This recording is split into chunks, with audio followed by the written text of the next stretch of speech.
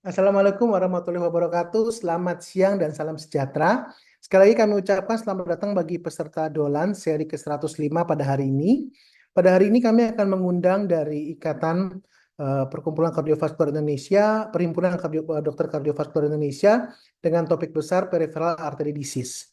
Di mana dengan narasumber kami pada hari ini Dr. Dimas Erbalti, spesialis jantung pembuluh darah, Viha, dokter spesialis jantung dan pembuluh darah Rumah Sakit Mitra Keluarga Pondok Chandra. Dan yang kedua, Dr. Rendra Mahardika, spesialis jantung pembuluh darah konsultan, yang merupakan staf Departemen atau KSM Radiologi dan Kedokteran Vaskular Rumah Sakit UNER Surabaya. Kita akan memulai webinar kita hari ini selama 1 jam ke depan. Kami izinkan bagi seluruh peserta yang ingin mengajukan pertanyaan secara live bisa mengajukan raise hand atau kalau ingin menanyakan bisa langsung ke kolom Q&A atau ke kolom chat atau private ke saya. Jadi kita akan mulai pada hari ini. Selamat siang Dokter Rendra, Dokter Dimas. Halo dok, selamat Ya, siang. Dok. Assalamualaikum. Waalaikumsalam. Ya, betul. Terima kasih sudah bisa hadir pada hari ini ya dokter. Terima Pada kasih hari ini sudah kita akan bahas diundang. mengenai peripheral artery disease. Kira-kira ada PPT yang akan ditampilkan dok? Ada dok. Nanti mungkin saya dengan dokter Dimas akan kombinasi sedikit Siap, materi dari dokter Dimas dan saya tunjukkan satu satu dua contoh case biar kita lebih tajam diskusinya. Satu siap. kali. Terima kasih. Kami persilakan dokter. Oh, saya dulu deh. Oke, saya coba share. Berhasil ya. Mungkin saya pembuka aja, jadi pendahuluan aja untuk diskusi sore hari ini ya. Jadi untuk opening aja, kita harus kenal nih. Kalau nggak kenal, nggak sayang. Jadi kita mau kenalan dulu sama PAD, Peripheral Arterial Disease. Jadi kita berdua, saya dan Dr. Endra ini spesialis jantung dan pembuluh darah. Biasanya dikenalnya hanya dokter jantung saja. Nah, di kesempatan kali ini kita akan memperkenalkan kalau kita ini juga pembuluh darah, spesialis pembuluh darah. Jadi kesempatan kali ini saya dan dokter Enda akan membawakan PAD khususnya yang tunggal ya. Jadi PAD itu sama seperti kalau misalnya ada sumbatan di pembuluh darah jantung, tapi juga bisa terjadi sumbatan itu di pembuluh darah selain jantung. Bisa di aorta, bisa di tangan, atau bisa di tungkai. Nah, yang akan kita bahas ini yang akan nanti lebih dalam yaitu yang di tungkai. Jadi kalau kita lihat di layar, itu ada pembuluh darah yang di tungkai, yang di situ tampak pembuluh darahnya akan menyempit, seperti ada sumbatan, aterosklerosis akan menyempit dan alirannya akan menurun. Aliran menurun ataupun tersumbat secara mendadak, terblok seperti itu akan menyebabkan gangguan. Nah, oleh karena itu nanti akan timbul gejala. Kalau misalnya di jantung gejalanya nyeri dada, maka kalau di kaki maka gejalanya seperti claudication intermittent. Kalau misalnya dibuat aktivitas itu akan nyeri, kalau tidak dibuat aktivitas juga akan membaik. Kemudian pada kasus-kasus yang berat itu juga sama. Kalau misalnya di jantung ada yang sudah terbentuk total, dibuat istirahat pun juga nyeri. Tapi kalau misalnya di kaki juga sama. Kalau misalnya dia sudah berat, maka nanti kalau dibuat istirahat pun nanti juga akan rasa nyeri dan menyebabkan lukanya tidak mudah sembuh. Bisa juga ada luka yang sebenarnya kita kenal seperti gangren. Faktor risikonya apa sih untuk pembuluh darah yang gangguan penyakit pembuluh darah perifer ini? Faktor risikonya sama seperti merokok, diabetes, darah tinggi, kolesterolnya juga tinggi, dan sedentary lifestyle. Jadi segala proses aterosklerosis yang terjadi pada pembuluh darah itu terjadinya tidak hanya di jantung saja, tapi di seluruh pembuluh darah. Kalau misalnya kena di tungkai, maka namanya peripheral arterial disease. Mungkin kurang lebih seperti itu. Kemudian kalau kita ngomongin yang rangkumannya, gejalanya apa sih? Kalau misalnya kita lihat, kalau yang pembuluh darahnya nggak lancar, tentu alirannya ke perifernya juga menurun, menyebabkan ada perbedaan antara tungkai kiri maupun tungkai kanan. Kalau misalnya tungkai kiri, tungkai kanan sama-sama ada PAD-nya, maka nanti juga tungkai kanan dan kiri sama-sama dingin. Tapi kalau ternyata yang berat adalah yang di kiri, maka tungkai kirinya yang lebih dingin.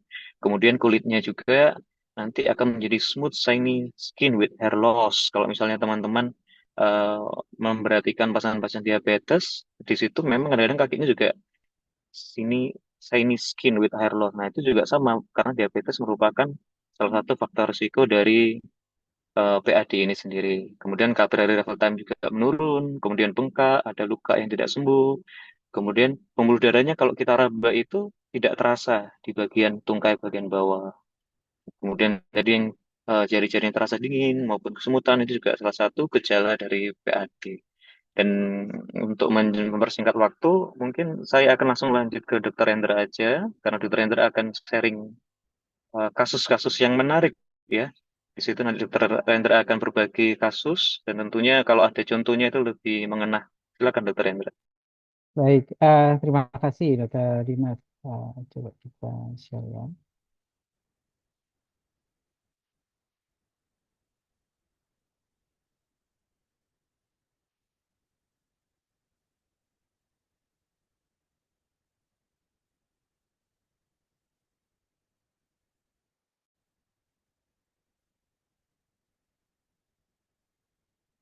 Slide saya sudah terlihat, Dr. Charles, Dr. Dimas. Sudah dok, silakan dok. Baik, terima kasih. Assalamualaikum warahmatullahi wabarakatuh. Selamat sore, Dr. Charles, Dr. Dimas, dan seluruh audiens di webinar ini. Senang sekali kami diundang di sini dari perwakilan Perki. Saya Dr. Rendra dari Divisi Vaskular, Departemen Jantung dan Pembuluh Darah di RS UNER dan Rumah Sakit Dr. Sutomo. Di benar apa yang disampaikan oleh Dr. Dimas Riobalti tadi, selama ini masih sering kita temukan kalau ditanya, Dr. Dimas gelarnya apa? SPJP gitu ya. Apa kepanjangan SPJP? Spesialis jantung dan paru. Wah, banyak tuh kita dijewer sama dokter paru. Sekolahnya sekali tapi dapat gelarnya dua. Jadi para Bapak Ibu sekalian, ini sekaligus reminder bahwa gelar kami adalah spesialis jantung dan pembuluh darah. Karena itu menjadi suatu kesatuan yang continuous ya. Jadi tidak terpisah antara pompa kemudian pipa. Maka kami berdua, Dr. saya dan Dr. Dimas adalah ahli pipa gitu ya, secara sederhananya. Kemudian kalau kita secara definisi sebenarnya Dr. Charles dan rekan sejawat sekalian, kalau kita bicara masalah peripheral artery disease tadi sudah disampaikan oleh Dr. Dimas, sebenarnya secara terminologi adalah segala macam penyakit yang ada pada arteri di luar dua hal, yaitu arteri di intrakranial maupun arteri di koroner. Maka kita sebut sebagai peripheral artery disease. Dan hari ini kami akan lebih fokus ke kasus yang sangat banyak, tapi jadi misdiagnosis atau underdiagnosis karena kita belum mengenalinya. Kita akan fokus ke lower extremity. Saya coba beri contoh suatu case yang pernah kita kerjakan di RSUD Dr. Sutomo. Jadi kalau Anda lihat ini adalah kiriman dari sejawat dokter bedah, dok. Jadi kalau kita lihat ada wanita 50 tahun sudah datang ke, kalau di daerah itu bilangnya Pak Mantri begitu ya, dirawat nggak sembuh-sembuh. Akhirnya datang ke sejawat bedah ini curiga. Dokter Rendra rasanya ini bukan masalah skin aja nih, rasanya ada masalah pembuluh darah. Kemudian dikonsulkan ke kami, kemudian saya raba, pulsasinya memang lemah. Saya tidak raba pulsasi, ya, pasiennya dengan diabetes lama dan uncontrolled, not well educated. Kemudian pasien juga ada PJK-nya, sehingga dari situ saya coba lakukan pemeriksaan lebih lanjut lagi.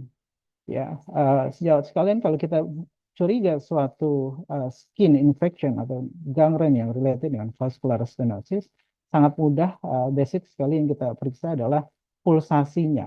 Mohon disempatkan mulai sekarang kalau ada luka, ada nyeri atau kesemutan atau tidak nyaman saat berjalan, coba raba nadi masing-masing. Sekarang bukan hanya radialis, cobalah raba di 4 area ini. Femoral artery, popliteal artery, distal PTA, kemudian dorsalis pedis. Ketika kami rawat, ternyata memang ada penurunan pulsasi pada posterior tibialis artery dan dorsalis pedis. Kemudian saya lakukan ultrasound. Di ultrasound ini mudah, murah, ditanggung BPJS ya. Jadi nggak usah khawatir, Bapak Ibu kalau mau pemeriksaan ultrasound ini bisa kita kerjakan dengan cepat ya. Kita lihat di sini ada gelombang yang abnormal. Harusnya pembuluh darah itu ketika flow-nya normal, dia gambarannya multifasik atau trifasik. Puncaknya ada 3. Kalau kita lihat puncaknya ini hanya 1. Harusnya ada 3, tinggi, tajam begitu. 1, kemudian 2 ke bawah, 3 ke atas lagi. Ini hanya 1. Ini adalah tanda bahwa aliran tidak optimal pada distal pembuluh darah arteri. Kemudian apa yang kita kerjakan, maka diagnosisnya saya sampaikan ini memang luka yang sangat related dengan vascular stenosis. Tidak cukup dengan rawat luka, tidak cukup kita hanya melakukan suatu tata laksana yang rutin terhadap luka tersebut. Akhirnya ini kami kerjakan di RSUD Dr. Tomo. Kami kerjakan di divisi. Kita lihat Bapak Ibu sekalian, kita lakukan kateterisasi jantung ya. Jadi kami dokter jantung selain kateterisasi jantung, maka kita bisa lakukan kateterisasi kaki. Yang kita lihat di sini, ini adalah kateter pipa kecil yang kita taruh di pembuluh darah di lutut. Kalau kita lihat, ini warna hitam adalah zat kontras. Harusnya zat kontras ini, Bapak Ibu sekalian, itu turun ke bawah warna hitamnya. Kalau kita lihat, dia ada stenosis di sini. Aliran darahnya nggak baik. Dia hanya ada satu vessel yang utama di sini. Apa yang terjadi ketika vesselnya tidak memberikan adekuat vaskularisasi ke bawah? Kita lihat di distal pedisnya pun tidak bagus juga. Vaskularisasinya menjadi sepi. Setelah kita tahu ini, maka kita lakukan suatu sama seperti jantung ya. Jadi sama seperti koroner. Setelah kita lakukan kateterisasi, kemudian kita lakukan istilahnya kalau di koroner itu PCI, kalau di vaskular kita lakukan PTA, percutaneous transluminal angioplasty. Kita masukkan wire atau kawat kecil, begitu udah tembus, kita lebarkan dengan balon, kemudian kita pastikan aliran darahnya menjadi baik. Anda lihat yang sebelah kiri adalah sebelum, yang kita lihat tadi, ini masih tidak ada aliran. Alirannya sepi. Kemudian setelah kita lakukan kateterisasi dan lakukan PTA, alirannya lebih lancar lagi ke bawah, lebih deras. Dan kita lihat di pedis juga alirannya menjadi lebih terang benderang, alirannya menjadi baik. Syarat luka akan sembuh ketika satu, perawatan lukanya baik, kemudian vaskularisasi juga berjalan adekuat di sana. Dan ketika kita sudah mencapai ini, maka pasiennya tertolong. Saya punya gambarnya. Anda lihat, kita compare nih. Ini sebelumnya, sebelum kita lakukan tindakan PTA, dirawat luka saja, bahkan tidak jarang kita temukan pasien dengan seperti ini berakhir dengan amputasi. Padahal kalau kita kerjakan secara tim, dokter bedah, dokter jantung, dokter penyakit dalam untuk mengontrol diabetesnya, maka pasien akan mendapat manfaat yang sangat optimal. Yang semula itu lukanya nggak kunjung sembuh, atau bahkan berujung pada amputasi, kita lihat 1 bulan setelah tindakan PTA, nutup sempurna. Jadi ini yang kita bilang sebagai peripheral artery disease. Anda harus tahu dari awal bagaimana gejalanya, kemudian kita lakukan tata laksana yang optimal, maka hasilnya akan baik. Ada satu contoh kasus lagi, Dr. Charles, mohon izin. Itu adalah contoh kasus kalau kita temukan secara kronik. Pasien datang dengan luka yang lama nggak sembuh-sembuh. Tapi ada satu lagi, kalau Anda kenal di koroner itu ada penyakit jantung koroner, biasanya terjadi secara kronik, ada yang terjadi secara akut, yang kita kenal sebagai sindroma koroner akut atau ACS. Bisa STEMI and stabil angina. Pembuluh darah juga sama, berarti Dr. Dimas sudah menjelaskan tentang aterosklerosis. Maka di pembuluh darah, di perifer juga sama. Ada yang terjadi secara akut, sudden. Ya. Ini. Kami dikonsuli oleh sejawat dokter IGD 63 tahun laki-laki dengan diabetes dan smoker, tiba-tiba nyeri kesakitan, dan ketika kita lihat biru, jadi di ujung-ujung kakinya biru, saturasi tidak teraba, pasiennya kesakitan sekali.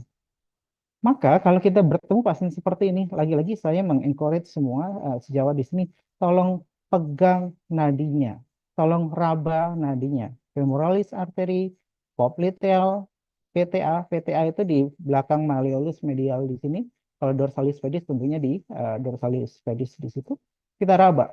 Kalau nadinya lemah atau Anda tidak temukan, atau secara mudahnya Anda bisa lakukan saturasi di situ. Kalau tidak teraba, maka curigalah ini yang kita sebut sebagai akut limb ischemia. Jadi ada proses akut menyumbat secara mendadak pada pembuluh darah tersebut. Ini yang Bapak Ibu harus kenali, sehingga ketika Anda mengenali, sama seperti pasien STEMI, Anda cepat menemukan, cepat dilakukan tata laksana, maka cepat juga baik hasilnya. Maka lagi-lagi kita raba, popliteal arterinya nggak ada. Distal PTA juga nggak ada pulsasi. Dorsalis pedis juga nggak ada pulsasi. Kemudian dilakukan suatu ultrasound oleh PBDS kami di RSUD Dr. Sutomo, ditemukan ada gambar yang monofasik mulai femoral. Kemudian popliteal tidak ada flow sama sekali di kaki kanannya. Maka dari sini kita sudah bisa menduga mungkin memang sudah ada trombus, dan trombusnya memang well seen ya, kelihatan sekali trombosit dari ultrasound. Jadi ultrasound itu sangat baik dalam melakukan suatu diagnostik. Setelah itu, karena ini akut iskemia, maka prinsip utamanya adalah dilakukan segera revaskularisasi. Sama seperti PCI, sama seperti trombolitik, maka di vaskular atau peripheral artery disease kita juga melakukannya. Anda lihat ini pasiennya, kemudian kita lakukan suatu kateterisasi, kateternya kita masukkan di situ. Kemudian kita lihat ini femoral arterinya, Bapak Ibu, ini slow flow, kemudian tiba-tiba berhenti di sini. Ini ada buntu di sini, ada total oklusi di sini. Terlihat sekali dengan mata kita melalui bantuan X-ray buntu di sini. Maka ini yang menyebabkan kenapa di popliteal arterinya tidak teraba, di femoralnya menjadi monofasik atau gelombangnya tidak baik. Ini yang menjadi sumbatan yang terjadi secara mendadak dan ini mengakibatkan nyeri. Sehingga apa yang kita lakukan? Kita masukkan kateternya yang kita sebut sebagai kateter directed thrombolysis. Ini kateter, Bapak Ibu. Jadi kateter itu seperti selang atau pipa kecil kita masukkan ke dalam pembuluh darah yang tersumbat, kita pendamkan dia ke dalam trombusnya. Kemudian kita masukkan alteplase, kemudian kita tinggalkan selama 12 jam. Ya, kemudian setelah ditinggal 12 jam, kemudian kita lakukan evaluasi. Setelah kita lakukan evaluasi, hasilnya adalah ini dia. Sekali lagi saya ingin tunjukkan bahwa ketika Anda cepat mengenali, cepat dilakukan tindakan, maka yang semula seperti ini buntu bisa kita cepat bantu dan akhirnya Anda lihat flow-nya menjadi bagus dari femoral artery ini, tulang femur terus sampai ke bawah, bagus sekali. Bayangkan kalau pasien seperti ini Anda anggap remeh, Bapak ini nyeri biasa saja Pak, nggak usah berlebihan, nggak usah lebay. Kasih ketorolak, kasih tramadol, atau kasih apapun, udah Pak pulang. Maka dia akan kembali lagi ke kita dengan kondisi kaki yang lebih parah dan nekrotik. Kalau sudah nekrotik, dia akan kehilangan separuh dari kakinya di sini.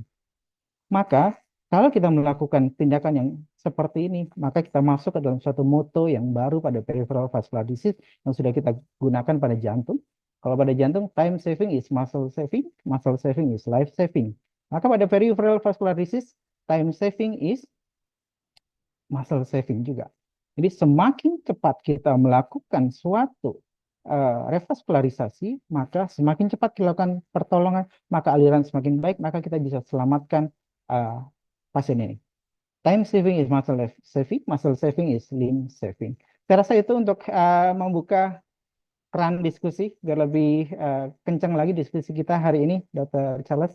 Karena memang masih banyak yang belum terlalu ngeh dengan pengetahuan begini, maka tugas kami berdua dari Perhimpunan Kedokteran Kardiovaskular Indonesia untuk share dan kita diskusi bersama. Saya rasa demikian, Dr. Charles. Siap, terima kasih dokter atas penjelasannya. Memang saya begitu memoderasi juga peripheral artery disease ini mungkin selama saya jadi dokter pasti kelewat dok, bukannya belum pernah ketemu, pasti kelewat ya dok, karena diagnosisnya sungguh sebenarnya dari anamnesis juga sudah jelas nih dokter, seperti yang dokter jelaskan tadi barusan. Jadi dok, ini ada pertanyaan masuk ke saya dok, kita mulai aja diskusinya nggak dokter? Mungkin ke dokter Rendra dulu dok. Dok, ini ada pertanyaan dok, tadi dijelaskan dokter Rendra bahwa PAD ini kemungkinan juga ada hubungan juga dengan beberapa penyakit lain. Tetapi apakah PAD ini meningkatkan risiko terjadinya penyakit jantung atau stroke dok? Terutama tipe stroke emboli. Ya, terima kasih Dr. Charles. Ini pertanyaan yang menarik ya. Jadi ada suatu pedoman yang baru keluar pada tahun 2024 oleh European Society Vascular Surgery maupun European Society Cardiology. Semuanya sama, kita satu suara bahwa peripheral atau vaskular pada limb extremity itu adalah vaskular dalam kondisi tahap akhir. Apa artinya? Ketika vaskular di perifer itu sudah ada disease, biasanya ada disease di vaskular lain yang lebih kecil. Contohnya adalah koroner maupun CVA. Maka ada sebagian angkanya saya lupa persis, sekitar 10-15% orang yang peripheral vascular disease itu biasanya ada masalah juga pada PJK-nya dan berlaku sebaliknya. Nah, jadi ini yang menjadi kekhawatiran kami, ini jadi misdiagnosis atau underdiagnosis. Sehingga kami di pendidikan dokter spesialis jantung di Surabaya sudah mulai mengkampanyekan ini. Setiap kali pasien PJK ada risk factor yang tidak baik tentang vaskularnya, maka kita wajib untuk melakukan screening dengan ultrasound minimal atau nanti dengan ankle brachial index. Kemudian apakah ini bisa menjadi stroke emboli? Stroke emboli rasanya tidak, karena dari jantung dia akan masuk ke peripheral yang distal, tapi dari arteri nggak akan bisa pindah ke otak. Kecuali memang embolinya awalnya ada di intrakardiak, maka itu bisa jadi emboli ke otak atau justru bahkan bisa jadi emboli ke peripheral vaskularnya. Jadi demikian itu ada saling keterkaitan. Jadi Anda yang punya PJK mungkin perifernya bermasalah atau kebalikannya. Anda yang punya PAD mungkin Anda sudah masalah dengan PJK maupun pembuluh darah di otak atau di kepala. Mungkin Dokter Dimas bisa menambahkan, Dok. Oke. Mungkin Dokter Dimas bisa nambahkan dok mengenai faktor risikonya dok. Ya, jadi faktor risiko PAD itu udah dijelaskan yang tadi di awal-awal. Memang hampir sama dengan faktor risiko PJK ataupun stroke ya, seperti hipertensi, obesitas, kemudian diabetes, kolesterol, sedentary lifestyle, di mana sebetulnya itu proses yang menaun. Kecuali yang tadi kalau misalnya ada kasus akut, kalau di jantung kita kenalnya kan ACS, kalau yang di kaki namanya ALI, acute limb injury atau ischemic. Nah, di situ sebetulnya eh, semua proses di pembuluh darah itu terjadinya secara bersamaan. Tapi kalau misalnya pembuluh darah yang semakin kecil, maka akan semakin mudah tersumbat. Mungkin gitu maksud dari Dr. Rendra kalau dijelaskan. Di mana pembuluh darah kaki itu seharusnya kan lebih besar daripada pembuluh darah di otak maupun pembuluh darah di jantung. Begitu juga nanti pembuluh darah di renal tentunya eh, ukurannya berbeda dengan yang ada di jantung. Jadi sebetulnya proses pembuluh darah mengalami aterosklerosis itu eh, terjadi ya seluruh tubuh, tidak pilih-pilih sebetulnya. Jadi kalau misalnya faktor risiko sudah ada ditemukan PAD di tungkai, mungkin juga harus mulai screening untuk misalnya apakah sudah ada kelemahan atau apakah sudah ada gangguan dengan pemeriksaan CT scan di jantung. Jadi memang berhubungan Charles. Jadi kalau bisa ya diobatin bareng faktor risikonya ditekan seminimal mungkin. Ada target-target objektif yang juga harus ditekan agar tercapai semuanya menjadi baik. Ya, mungkin gitu aja teman. Siap, terima kasih dok. Jadi memang screening awal tuh penting banget dok ya. Dan kalau memang kita memiliki penyakit-penyakit yang mendukung atau penyakit-penyakit diagnosis dengan PID ini cukup hati-hati karena bisa menyebabkan penyakit yang lanjutan, terutama penyakit pembuluh darah. Terima kasih dok. Kita langsung ke Q&A dok. Pertanyaan kedua dari Dokter Elizabeth Maria. Mungkin sekarang ke Dokter Dimas nih dokter. Dok, nyeri awal karena PAD, adakah kiat untuk membedakannya dengan iskialgia? Terima kasih dok. Iya, jadi kalau ischialgia biasanya itu nyerinya menjalar ya. Menjalar kemudian dari pinggul, dari pantat, kemudian ke bawah. Dan juga rasanya kesemutan. Nah, kalau yang PAD tadi itu sama seperti gejala yang iskemik. Nah, pengertian iskemik itu kalau misalnya dibuat aktivitas, itu tambah semakin nyeri kalau yang awal-awalnya. Kalau dibuat duduk, istirahat, itu semakin rileks. Bahkan ada yang sangat sensitif ya, misalnya dibuat untuk ke jalan ke tempat yang dingin atau berendam air dingin, itu kakinya semakin nyeri. Jadi akhirnya keluar dari air dingin ganti ke air hangat menjadi lebih nyaman kakinya. Itu gejala-gejala awalnya segitu. Jadi kayak gejala iskemik itu kalau misalnya kita buat demand-nya semakin tinggi baik dengan aktivitas maupun dengan hal-hal yang lain, maka gejala nyerinya itu akan timbul. Kalau misalnya yang eh, karena saraf tadi itu tidak berbeda, itunya di situ-situ. Mungkin Dokter Rendra menambahkan. Iya, setuju Dokter Dimas. Jadi kalau kita bicara masalah simptom PAD, sebenarnya ini menjawab pertanyaan berikutnya sekaligus ya, Dokter Charles ya, dari Dokter Niko. Jadi kalau kita bicara masalah PAD itu ada scoringnya. Jadi bagaimana seseorang yang asimptomatik. Jadi bagaimana seseorang ditemukan PAD secara tidak sengaja. Jadi eh, kita menemukannya by accident, by ultrasound, medical check up gitu ada PAD. Tapi begitu stage yang berikutnya adalah stage di mana kita uh, bertemu dengan pasien dengan simptom yang Dr. Dimas sampaikan tadi, yaitu intermittent claudication. Jadi ketika berjalan dia akan nyeri, ya. Begitu istirahat baik, maka setelah itu ada pada pasien tersebut kemudian tidak diobati, dia bisa jatuh ke stage yang berikutnya lagi, yaitu sudah tidak berkurang dengan istirahat sama sekali. Ya, jadi benar-benar waktu istirahat pun dia teriak sakit begitu dok. Dan yang terakhir, ketika itu tidak dibantu, tidak ditangani, maka pasien itu akan jatuh ke dalam kondisi wound, luka, nekrotik, dan seterusnya.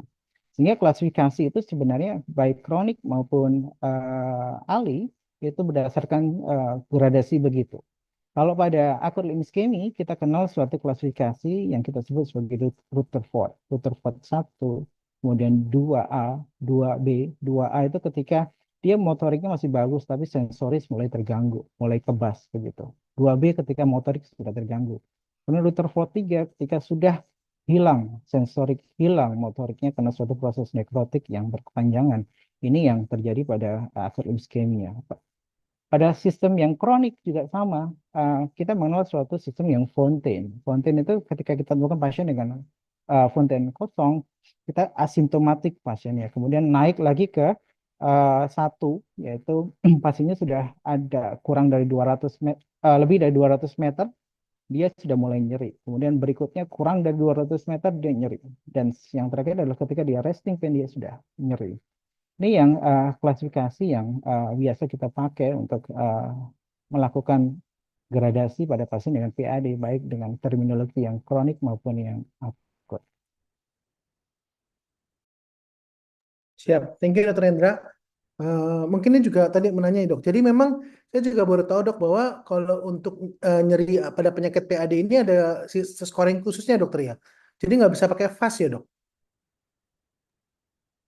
Iya, jadi kalau PAD mungkin lebih sederhana dalam arti kita tidak menilai kualitasnya ya. Kalau FAST itu kan lebih kualitas dari 0 sampai 10, mana yang paling nyeri dok? 10 paling nyeri, misalkan 7 itu berkurang dan seterusnya. Pasien kemudian disuruh memilih. Tapi kalau PAD tidak.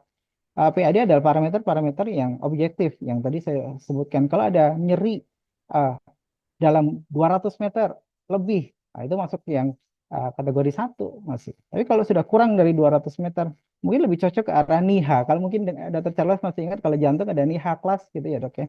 Jadi kalau daily activity dia sesak, kurang dari daily activity dia sesak, maka NIHA-nya 3. Pada resting dia sesak, maka dia NIHA-nya kelas 4. PAD lebih ke arah situ. Ya, Dokter Dimas gimana dok pengalamannya dok? Dokter sama menggunakan scoringnya seperti apa dok untuk penilaian nyerinya dok? Saya rasa sama ya dengan Dr. Rendra ya. Mungkin karena kita narasumbernya sama juga, gurunya sama juga, jadi mungkin ya sama. Jadi tidak ada tambahan ya. Sudah sangat baik yang disampaikan Dr. Rendra. Ya, terima kasih dok. Mungkin tadi menjawab dengan pertanyaan Dokter Niko Asyari Hidayat nih dokter.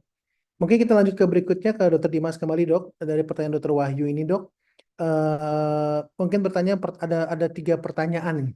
Mungkin yang pertama adalah apakah DD dari PAD ini dok? Terus yang mungkin sudah dijawabkan di awal, mungkin kita mengulangi sedikit ya dok ya. Terus kedua di vaskes pertama, bagaimanakah cara menyingkirkan DD-nya dok? Dan bagaimana edukasi kita untuk pasien dan keluarga? Mungkin ke Dokter Dimas dulu dok, monggo dok.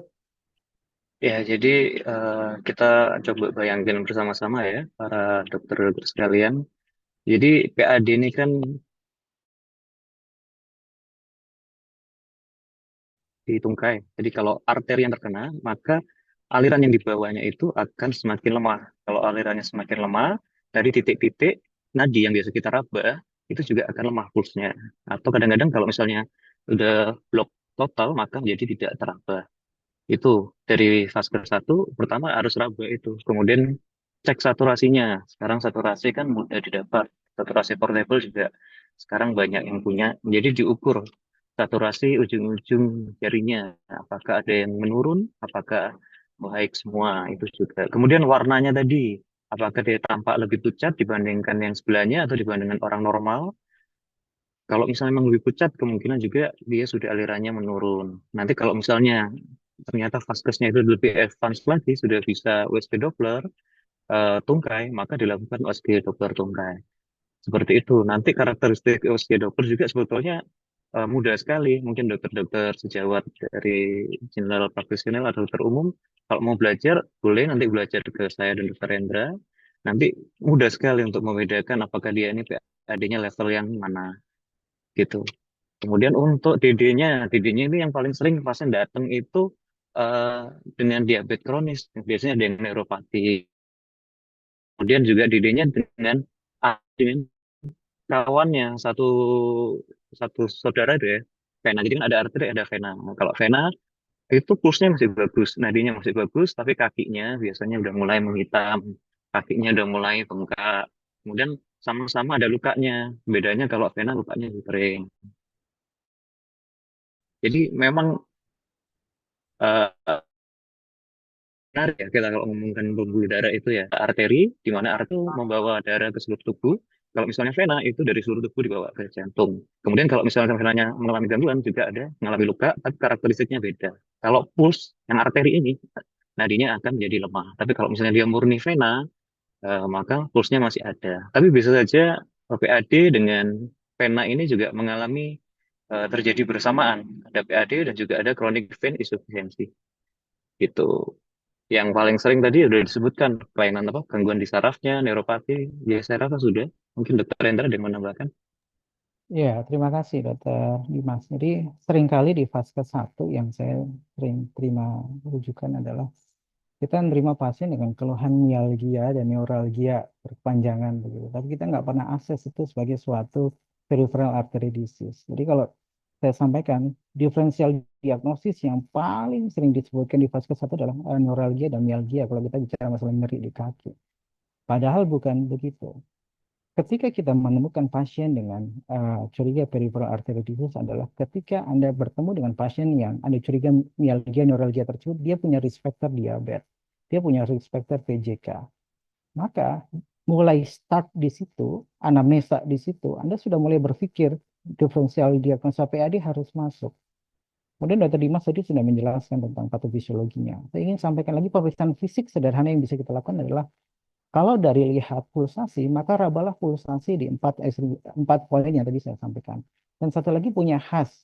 Kalau dia ada luka, biasanya luka yang terkait dengan stenosis dari vaskular, dia letaknya paling ujung. Jadi Anda coba ingat-ingat dari gambar yang tadi saya sampaikan, lukanya birunya lebih dulu itu paling distal. Karena ketika ada buntu di proksimal, maka yang distal, yang paling distal itu yang paling sedikit dapat paling sedikit dapat oksigen ataupun glukos, maka dia terjadi nekrosis dulu di sana.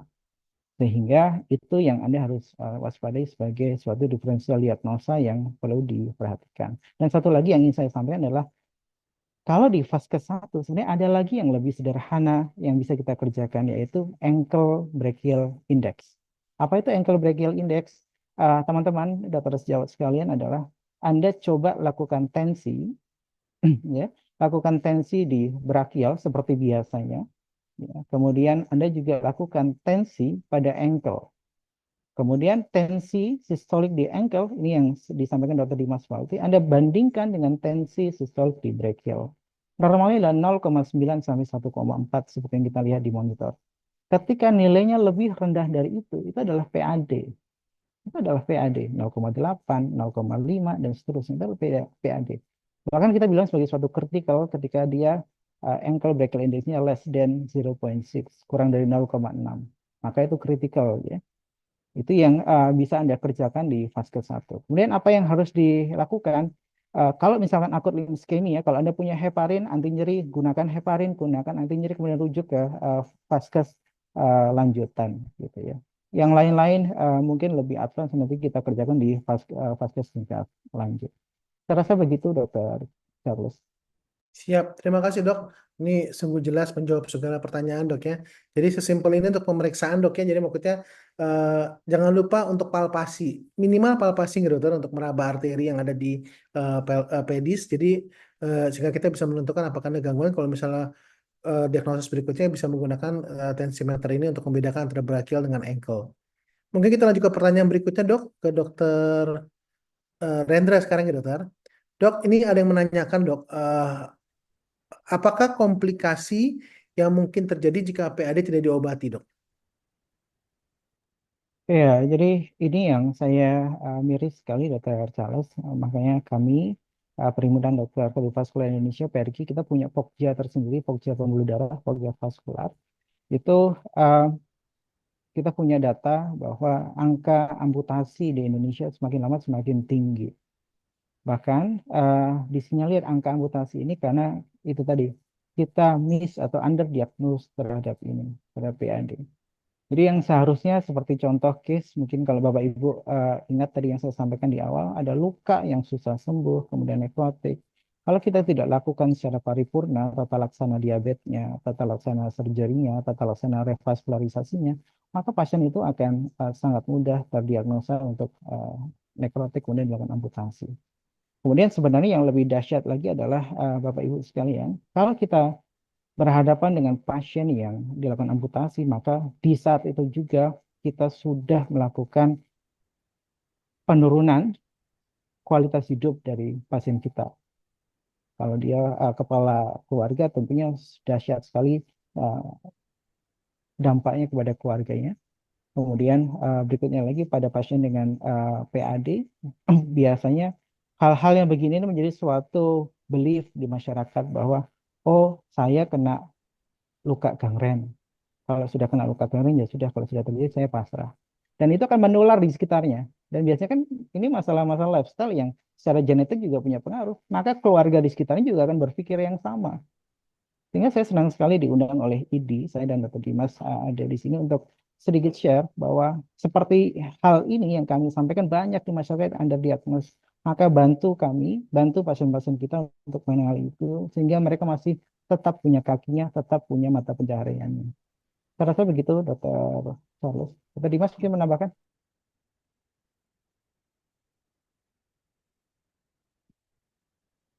Kalau yang disampaikan Dr. Hendra sih sudah baik ya. Jadi memang kalau di awal udah disampaikan di klasifikasinya nanti akan jatuh ke CL chronic limb threatening ischemia. Nanti kalau emang nggak ditangani dengan baik nanti juga bisa amputasi. Jadi yuk mari kita lebih aware di kesempatan kali ini mulai raba nadi nggak hanya di tangan aja ya. Raba nadinya di kaki juga. Nanti kalau ada pasien datang fokus mutan diraba nadi kakinya. Mungkin itu aja sih dok. Ya, terima kasih Dokter Dimas, Dokter Hendra cukup jelas sekali untuk tadi pembeda-pembedanya dengan nyeri kaki yang lain, dengan gejala yang lain bahwa pada PAD ini kemungkinan besar pada waktu kita beraktivitas nyerinya akan semakin intens dibanding kalau kita waktu istirahat. Terima kasih dok. Dok, berikutnya ada pertanyaan lagi dok mengenai tata laksana medikamentosa dok. Pada pasien yang kita diagnosis dengan PAD, apakah ada pengobatan medikamentosa yang bisa diberikan pada pasien? Mungkin ke Dokter Dimas nih dokter.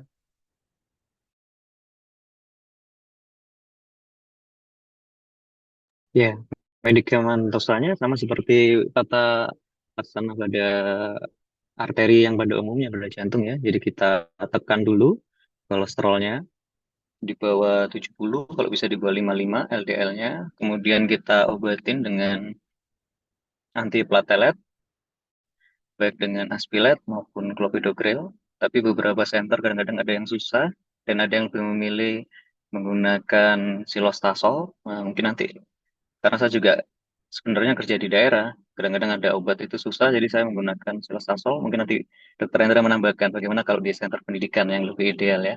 Terus kemudian juga nanti faktor-faktor diabetesnya, apakah sudah terkontrol dengan HbA1c di bawah 7. Kemudian kadang juga di salah satu lembaga saya yang di daerah, itu kayak tadi alteplase itu kadang ada, kadang enggak. Jarang sekali ada. Kalau misalnya ada tata laksana ahli gitu, ya kita bisa pakai sulfinase atau kadang-kadang saya menggunakan heparin seperti yang disampaikan Dokter Hendra. Tapi untuk terapi pada umumnya sama sih ya. Eh, Atasi faktor risiko seperti diabetes, kemudian kalau yang dengan angka objektifnya HbA1c di bawah 7, kemudian LDL kalau bisa di bawah 70, kalau bisa optimal di bawah 55. Kemudian tensinya, jangan lupa tensi itu memberikan pressure ke dinding pembuluh darah. Jadi tensinya juga diatur seoptimal mungkin, kalau bisa di bawah 130. Tadi misalnya mau lebih anu ya, mau toleran dikit di bawah 140. Jadi seperti itu Dokter Charles. Silakan Dokter Hendra kalau mau menambahkan. Baik, terima kasih Dr. Dimas. Jadi tadi sudah disampaikan sebagian besar oleh Dr. Dimas. Prinsipnya memang apa yang kita kerjakan pada PAD sama dengan PJK, ya, karena patofisiologinya kalau arteri itu sama. Itu suatu proses arteriosklerosis, majority begitu. Sehingga kalau sudah terjadi arteriosklerosis pada vaskular, maka kita bilang sudah terjadi vascular event, maka satu, risk factor harus semua dikendalikan, tidak terkecuali hipertensi, diabetes, dan seterusnya. Kemudian yang kedua adalah kita melakukan suatu bagaimana tidak terjadi suatu sumbatan lagi. Jadi kalau STEMI itu kan plaque rupture kemudian trombosis, sama seperti PAD, plaque rupture dan trombosis. Sehingga kita harus melakukan suatu tata laksana dengan antiplatelet untuk mencegah prosedur berikutnya.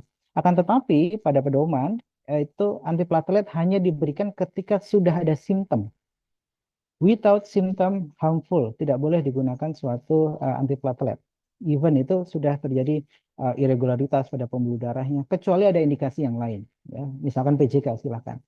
Poin yang kedua adalah di pedoman juga disampaikan, ketika sudah simptom, maka antiplatelet baru masuk. Antiplatelet Anda bisa pilih aspirin, Anda bisa pilih clopidogrel, silahkan. Salah satu, single antiplatelet. Kemudian lagi-lagi mungkin karena inilah ya kita gelarnya spesialis jantung dan pembuluh darah ya karena sama tuh. Jadi kalau habis PCI kita minum dual antiplatelet. Habis PTA juga sama, dual antiplatelet juga. Tetapi karena vaskular perifer itu lebih besar diameternya sehingga DAPT-nya lebih singkat karena angka trombosisnya disampaikan tidak terlalu cepat. Sehingga 1 bulan sampai 3 bulan post PTA itu dual antiplatelet. Kalau kardio atau STEMI, PCI itu setahun atau minimal 6 bulan. Kemudian atorvastatin sebagai yang utama untuk diberikan untuk prevention sekunder untuk kita berikan. Kemudian ada satu lagi tambahan adalah low dose antikoagulan. Mungkin Anda pernah dengar rivaroxaban itu ada tempat ketika pasiennya simptomatik kita menggunakan dosis yang low dose 2 kali 2,5 miligram. Dan satu hal lagi yang penting pada PAD sebenarnya yang jarang kita sampaikan adalah exercise, rehab. Jadi ketika sudah dilakukan suatu endovaskular atau sudah dilakukan suatu terapi atau bahkan belum dilakukan suatu terapi, Anda di encourage untuk melakukan suatu exercise. Tentunya dengan exercise yang supervised atau terkontrol. Jadi kalau ada PAD, jalan kaki semampunya itu untuk menginduksi terjadinya kolateral-kolateral baru yang semula sempat buntu vesselnya. Salah satu penelitian senior saya, Profesor Nugroho di RSUD Dr. Sutomo meneliti itu. Bagaimana seseorang yang diinjus dengan suatu exercise itu bisa meningkatkan kolateral. Di mana ketika kolateral muncul, maka vaskularisasi ke perifer menjadi lebih baik.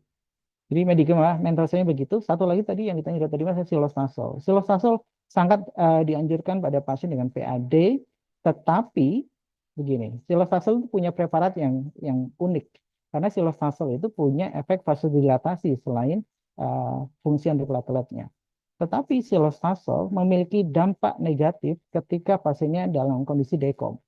Vasodilatasi yang berlebihan yang dihasilkan oleh silostazol itu membuat dekomnya bertambah. Sehingga anjurannya adalah pada pasien dengan heart failure, terutama pada yang reduced EF, EF-nya rendah, kurang dari 40, jangan menggunakan silostazol. Ketika lain-lain normal, EF-nya baik, maka Anda boleh menggunakan silostazol. Bahkan silostazol disampaikan memiliki efek mengurangi nyeri kaki secara signifikan pada pasien-pasien dengan PAD. Tetapi jangan digunakan pada heart failure karena percuma PAD-nya membaik, tapi pasien jadi dekom. Saya rasa begitu, Dokter Charles. Terima kasih dok, sungguh cukup jelas sekali mengenai hari ini ya, from A to Z ya, semua dari patofisiologinya ada, patomekanismenya, anamnesis, diagnosis, pemeriksaan fisik maupun tata laksananya dok. Dok, ini ada pertanyaan lagi dok, mungkin dari teman-teman kita ini dok ya, yang dari Batra dok. Apakah terapi alternatif seperti akupuntur bisa digunakan untuk terapi awal dari, ini mohon maaf ya dok, ini pertanyaan dari teman-teman ya dok. Mungkin ke dokter Rendra dulu dok, dengan terapi akupuntur, dengan seiring sekarang kita juga punya spesialis akupuntur medis nih dokter. Mungkin bisa mohon masukannya dokter. Ya, jadi kalau misalkan di akupuntur jujur saya belum mendalami itu, tapi saya berpedoman bahwa apapun yang bisa membuat pasien mengalami penurunan rasa sakit, misalkan dari anti nyerinya, rasanya bisa kita pertimbangkan untuk menambah kualitas hidup dari pasien. Ya. Tetapi ketika pasien itu dengan akupuntur kemudian menghilangkan sumbatan, saya belum mendalami itu. Tapi sejauh ini saya tahu bahwa akupuntur memiliki efek anti nyeri, sehingga rasanya itu sah-sah saja digunakan sebagai terapi yang kita gunakan pada pasien. Tapi secara pedoman guideline kita belum ada. Dan saya sangat interesting kalau misalnya teman-teman dari Batra kita bisa diskusi lagi dan punya sesi khusus untuk ini PAD. Siap, mungkin Dr. Dimas dok punya pengalaman juga dok mengenai ini dok. Ya, secara garis besar sih sama dengan Dokter Hendra, cuma dari pengalaman klinis memang ada pasien itu yang menghilangkan keluhan nyerinya dengan akupuntur. Tapi saya juga tetap menekankan kalau misalnya harus kita periksa dengan Doppler, kita harus periksa dengan CT angiografinya apakah ada sumbatan atau tidak. Kalau misalnya memang didapatkan ada sumbatan dengan PAD, maka harus jalan juga terapi dari jantung ini, dari pembuluh darahnya ini. Kemudian kalau misalnya ternyata PAD-nya sudah baik, tapi kemudian didapatkan keluhan kayak nyeri atau ternyata dia orang PAD dengan faktor risiko diabetes. Nah, faktor risiko dengan diabetes biasanya itu sudah dibuka masih ada neuropatinya gitu ya. Saya juga mempersilahkan nggak apa-apa, asal tidak harmful atau tidak membahayakan dari kondisi kaki atau pasien tersebut. Jadi tetap sih kalau misalnya mau akupuntur, ya kita singkirkan dulu nih. PAD-nya udah beres dulu apa belum?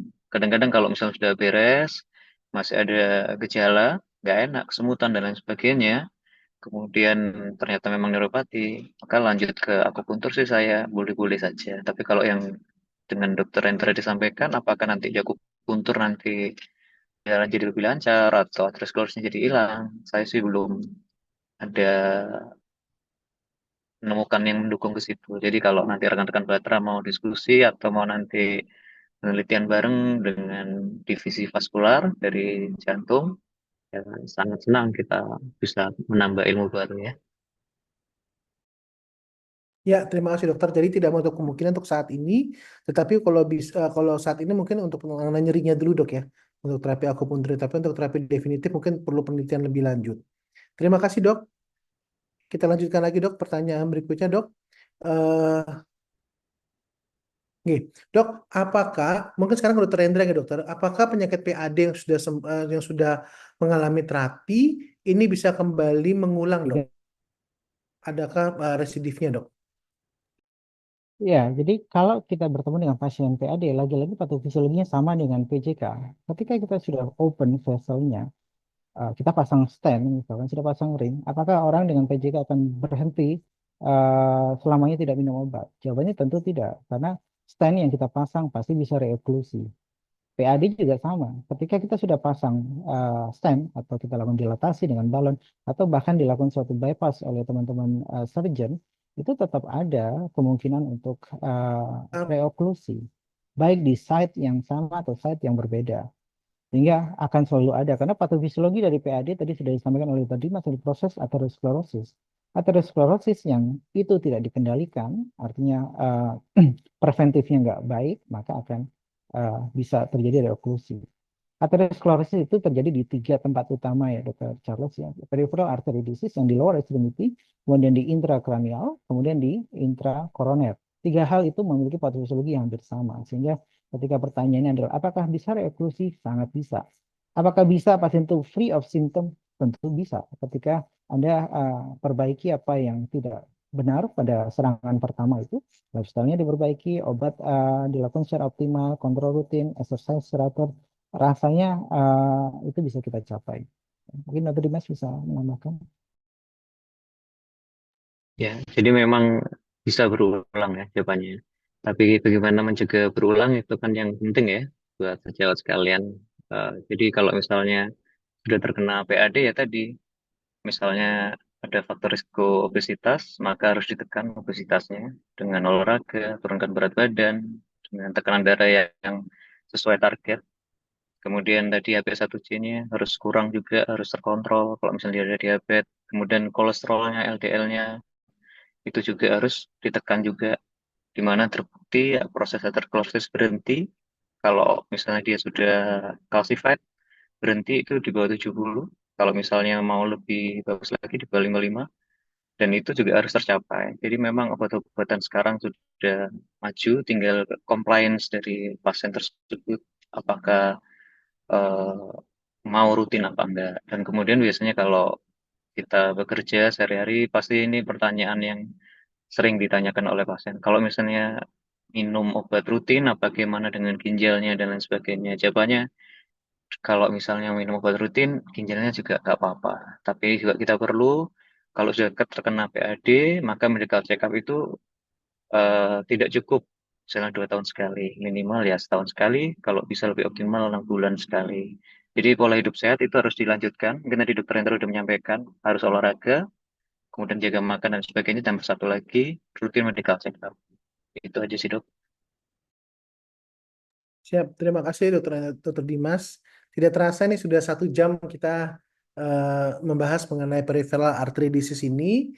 Jadi yang kita lihat bahwa cara diagnostik itu bisa dilakukan di tingkat fase 1 juga bisa melakukan tindakan tergantung dari gejala anamnesis, kemudian hati-hati terhadap faktor komorbid yaitu terutama diabetes mellitus dan penyakit-penyakit lainnya, penyakit arteri lainnya yang bisa harus diwaspadai sejak awal. Tata laksananya banyak bisa dilakukan terutama dari tingkat fase 1 maupun sampai ke tingkat selanjutnya yaitu kateterisasi ataupun tindakan operatif. Kemudian terakhir pencegahannya bisa dengan pola hidup sehat ya dokter. Mungkin dok dari dokter Rendra ada tambahan lagi dok untuk penyakit PAD ini bisa diberikan kepada teman-teman kita yang di fase 1 dok. Ya, tadi sudah disampaikan pada prinsipnya itu apa yang menjadi patofisiologi dari PAD sudah sangat banyak kita jelaskan di sini. Tapi yang pasti adalah yang masih sering kita jarang lakukan adalah palpasi. Atau mungkin bukan hanya palpasi, raba ya. Jadi teman-teman lebih aware lagi dengan keluhan di kaki, bukan hanya myalgia, bukan hanya neuralgia, lebih dari itu banyak kita masih misdiagnose, masih underdiagnose untuk pasien dengan PAD, maka jangan sampai merasa malas untuk berdiri kemudian memegang kaki pasien, lakukan palpasi. Jika Anda curiga, maka lakukan suatu pemeriksaan yang sangat sederhana yang kita bilang sebagai ankle brachial index tadi. Rasanya itu mudah. Semoga semua kita diberi confident untuk terus hati-hati dengan diagnosa di intermittent claudication atau leg pain. Siap, terima kasih dokter Rendra. Mungkin dokter Dimas dok untuk teman-teman kita dok semua dok. Ya, jadi melengkapi aja. Jadi kalau misalnya ada orang datang ke klinik atau ke praktek, keluhannya kaki, coba ditanya nyeri kakinya seperti apa. Apakah semakin memberat dengan aktivitas? Apakah dengan naik tangga semakin memberat? Nah, itu curiga PAD. Kalau misalnya memang dia ada faktor risiko lengkap, diabetes, kemudian kolesterol, hipertensi, obesitas, maka mulai curiga, wah, kita harus raba kakinya. Bukan raba kakinya ya, raba nadi di kakinya. Raba nadi di kakinya sekaligus merasakan, wah ini kanan kiri dinginnya sama, atau jangan-jangan kakinya sudah dingin gitu. Kemudian tadi ya sudah disampaikan ke dokter Hendra, kalau mau lebih advance sedikit, dilakukan ankle brachial index. Ankle brachial index seperti yang di gambar tadi ya, ukur tensi di lengan sama kaki dibandingkan. Kemudian cek saturasi kalau ada alat saturasi di tempat prakteknya. Demikian sih dok. Terima kasih dokter, terima kasih sekali lagi dokter Dimas dan dokter Rendra atas insight-nya pada hari ini mengenai peripheral artery disease. Kita tahu bahwa penyakit ini mungkin jarang dibuat diagnosisnya atau mungkin nggak pernah dok ya sama dokter umum. Bahkan saya sendiri tidak pernah menggunakan diagnosis peripheral artery disease atau menemukan kasusnya selama saya menjadi dokter umum waktu praktek dahulu dok. Tapi terima kasih untuk masukannya dok, untuk kita lebih aware, untuk kita bisa men-screening awal terhadap penyakit ini. Sekali lagi kepada seluruh peserta Dolan pada hari ini sekiranya ini dapat bermanfaat. Kami mohon maaf kalau misal kami ada salah-salah kata dan kami